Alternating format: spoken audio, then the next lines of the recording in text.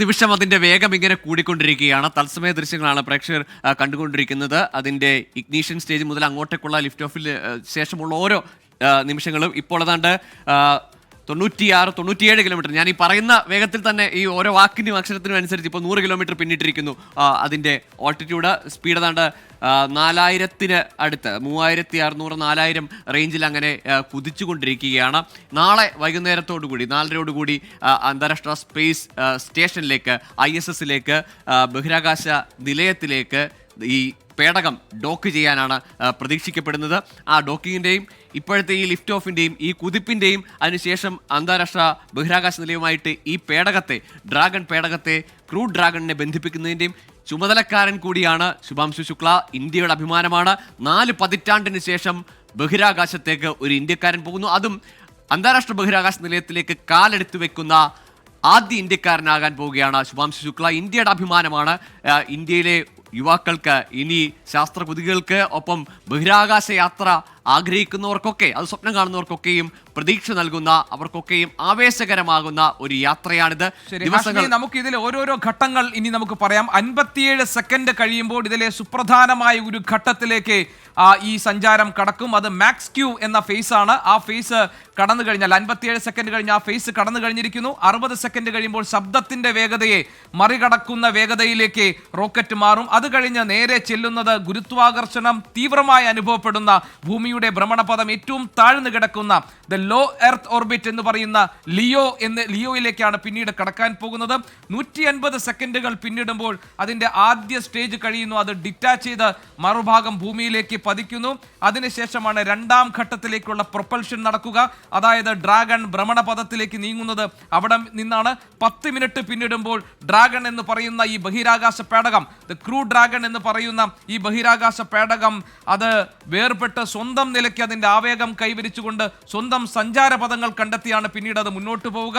അപ്പോൾ അതിന്റെ വേഗത എന്ന് പറഞ്ഞത് 27,000 കിലോമീറ്റർ മണിക്കൂറിൽ 27,000 കിലോമീറ്റർ എന്ന വേഗതയിലായിരിക്കും ആ പേടകം പിന്നീട് സഞ്ചരിക്കുക. എന്ന് പറഞ്ഞാൽ ഭൂമിയെ 90 സെക്കൻഡിൽ ഭൂമിയെ ഒരു വട്ടം വലം വെച്ചുകൊണ്ടുള്ള യാത്രയായിരിക്കും തുടങ്ങുക. പിന്നീടുള്ള 24 മുതൽ 25 മണിക്കൂർ, അതായത് ഹാഷ്മി ഇവിടെ നിന്ന് പുറപ്പെട്ട് അന്താരാഷ്ട്ര ബഹിരാകാശ നിലയിൽ എത്താൻ വേണ്ടി നമ്മൾ കണക്ക് കൂട്ടുന്ന സമയം 28 മുതൽ 29 മണിക്കൂർ വരെയാണ്. അവിടെ എത്തിക്കഴിഞ്ഞാൽ, അതായത് ലോ എർത്ത് ഓർബിറ്റിൽ എത്തിക്കഴിഞ്ഞാൽ പിന്നീടുള്ള 24 മണിക്കൂർ അന്താരാഷ്ട്ര സ്പേസ് സ്റ്റേഷനുമായി ബന്ധിപ്പിക്കാൻ വേണ്ടിയുള്ള അതിന്റെ പൊസിഷനിങ്ങിന് വേണ്ടി എടുക്കുന്ന സമയമാണ്. അവിടെയാണ് ഈ GPS സംവിധാനങ്ങളും റഡാർ സംവിധാനങ്ങളും ഉപയോഗിച്ചുകൊണ്ടുള്ള സഞ്ചാര നിയന്ത്രണം നടക്കുക. അതിനുശേഷം ISS-മായി അവർ കണക്ട് ചെയ്യുകയും അവിടേക്ക് ഡോക്ക് ചെയ്യുകയും ചെയ്തു കഴിയുമ്പോഴാണ് ഈ 4 പേരും ഇന്റർനാഷണൽ സ്പേസ് സെന്ററിലേക്ക് ഇറങ്ങുക. തുടർന്ന് ഉള്ള 14 ദിവസങ്ങൾ 2 ആഴ്ച നീണ്ടു നിൽക്കുന്ന ഈ ദൗത്യത്തിൽ ഗവേഷണ നിരീക്ഷണങ്ങളുമായി അവർ മുന്നോട്ട് പോവുക.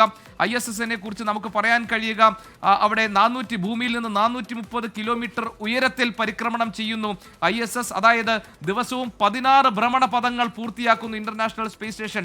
എന്ന് പറഞ്ഞാൽ 16 സൂര്യോദയങ്ങളും സൂര്യാസ്തമനങ്ങളും കാണാൻ കഴിയുമെന്നർത്ഥം.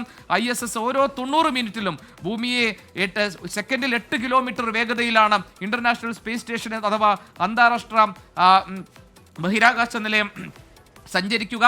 109 മീറ്റർ വ്യാപിച്ചു കിടക്കുന്ന, അതായത് നമുക്ക് റഫ്ലി പറയാൻ പറ്റുന്നത് ഒരു അമേരിക്കയിലെ ഒരു ഫുട്ബോൾ ഗ്രൗണ്ടിന്റെ നീളമാണ് ഈ അന്താരാഷ്ട്ര ബഹിരാകാശ നിലയത്തിനുള്ളത്. ആ അന്താരാഷ്ട്ര ബഹിരാകാശ നിലയത്തിൽ 6 ഉറക്ക സ്ഥലങ്ങളുണ്ട്, ഉറങ്ങാൻ വേണ്ടിയുള്ള സംവിധാനങ്ങളുണ്ട്, 2 കുളിമുറികൾ സജ്ജീകരിച്ചിട്ടുണ്ട്. അതോടൊപ്പം തന്നെ ഒരു ജിംനേഷ്യം, ഒരു ജിമ്മും അവിടെ ഒരുക്കിയിട്ടുണ്ട്. അതായത് പേശികൾക്കും എല്ലിനുമൊക്കെ ബലം കിട്ടാൻ വേണ്ടി ഏതാണ്ട് 1.5-2 മണിക്കൂർ ഈ ബഹിരാകാശ യാത്രികർ ജിമ്മിൽ അവരവിടെ വർക്കൗട്ട് ചെയ്യും. അതിനുശേഷം അവർ മറ്റ് പരീക്ഷണ നിരീക്ഷണങ്ങളിലേക്ക് അവർ കടക്കും. 14 ദിവസം നീണ്ടു നിൽക്കുന്ന ഈ ദൗത്യത്തിന്റെ ഇപ്പോൾ ഏതൊക്കെ ഘട്ടങ്ങൾ കടന്നിരിക്കുന്നു എന്ന് ഗൂഗിൾ വിശദീകരിക്കും. ഇപ്പോൾ 13,300 ഇപ്പോൾ 15,400 അപ്പുറത്തേക്ക് 16,000 കിലോമീറ്റർ വേഗത്തിലേക്കാണ് കുതിക്കുന്നത്. നമ്മൾ ഈ കാണുന്ന ഈ പേടകത്തിനകത്തിരിക്കുന്ന ബഹിരാകാശ യാത്രികർ, നമ്മുടെ പ്രിയപ്പെട്ട 4 യാത്രക്കാർ, അതിൽ ശുഭാംശു ശുക്ല ഉൾപ്പെടെയുള്ളവർ 16,000 കിലോമീറ്ററിലധികം വേഗത്തിലാണ് സഞ്ചരിച്ചുകൊണ്ടിരിക്കുന്നത്.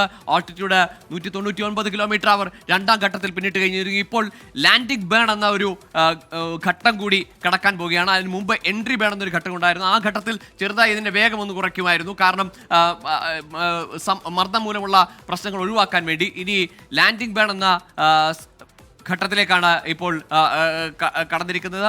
ഇനി അടുത്തത് ഡ്രാഗൺ സെപ്പറേഷൻ പോലെയുള്ള ഘട്ടങ്ങളാണ് ഇനി പിന്നെ സെക്കോ 1, അതിനുശേഷം ഡ്രാഗൺ സെപ്പറേഷൻ, ഇങ്ങനെ ഉള്ള ഘട്ടങ്ങളാണ് ഇനി മുന്നോട്ടുള്ളത്. ഏതായാലും അതിവേഗം കുതിക്കുന്ന ഇപ്പോൾ 19,800 അങ്ങനെ 20,000 കിലോമീറ്റർ വേഗം, പറയുന്ന വേഗത്തിൽ, നമ്മുടെ വാക്കുകളേക്കാൾ വേഗത്തിൽ അതിങ്ങനെ സഞ്ചരിച്ചുകൊണ്ടേയിരിക്കുകയാണ്. അപ്പോൾ നമ്മൾ കാണുന്ന ശുഭാംശു ശുക്ലയുടെ കുടുംബമാണ്, അച്ഛനും അമ്മയൊക്കെയാണ്. അവരും ആകാംക്ഷാപൂർവ്വം തന്നെ എന്താണ് അഭിമാനബോധത്തോടു തന്നെ ആ ദൗത്യത്തിന് സാക്ഷ്യം വഹിക്കുകയാണ്. ചരിത്ര ദൗത്യമാണ്. അങ്ങനെ അതിവേഗതയിൽ നമുക്ക് സങ്കല്പിക്കാനാവാത്ത തരം അത്തരത്തിലുള്ള വേഗതയിൽ ആ ചരിത്ര ദൗത്യം അങ്ങോട്ട് കുതിക്കുന്നു. പല കാരണങ്ങളാൽ 7 തവണ മാറ്റിവെക്കേണ്ടി വന്ന ആക്സിയൻ 4 വിക്ഷേപണമാണ് ഇപ്പോൾ വിജയകരമായി അദ്ദേഹത്തിൻ്റെ പിതാവിൻ്റെയാണെന്ന് തോന്നുന്നു പ്രതികരണം വരുന്നുണ്ട്. എന്തായാലും ഇപ്പോൾ 7 തവണ മാറ്റിവെച്ച വിക്ഷേപണമാണ് ഇപ്പോൾ നടന്നിരിക്കുന്നത്. 41 വർഷങ്ങൾക്ക് ശേഷം ഒരു ഇന്ത്യക്കാരൻ ബഹിരാകാശത്തേക്ക് പോകുന്നു.